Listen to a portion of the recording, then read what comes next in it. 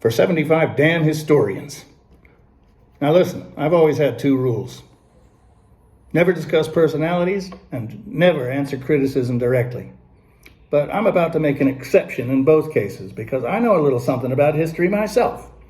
And if you think I'm going to sit still for number 22, and it's not just because you got Harry Truman smiling down at me from number 9. I can hear him laughing all the way off in Missouri. I'll chalk that up to your politics.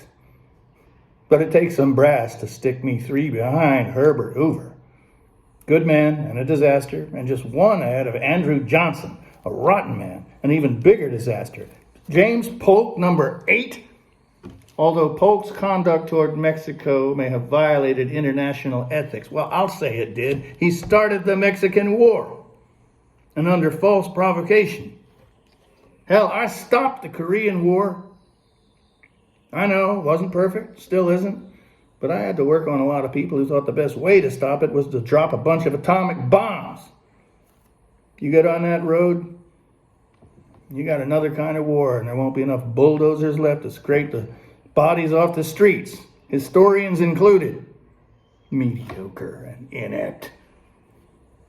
8 years, we had peace, more or less, prosperity, more or less, balanced the budget 3 times. Started with 48 stars on the flag, finished with 50, and I didn't have to violate any ethics to do it. You got Colonel John Glenn orbiting the earth because I signed off on NASA. And speaking of leaving well enough alone, the next time you set out on some interstate, try to remember who it was that got them built. Used to take 2 months to drive across the United States. I know because I did it. 1919, convoy in the War Department. I can see it still. Trucks breaking through the surface. Bridges too unsafe to drive over or under. By the time I left office, we had 41,000 miles of new interstate. Best system there is. More efficient transport for our goods.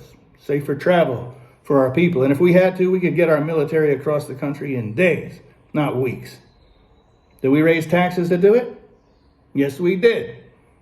Was it worth it? Damn right. And still, our budget was under $4 billion and in the black. So, no, sir.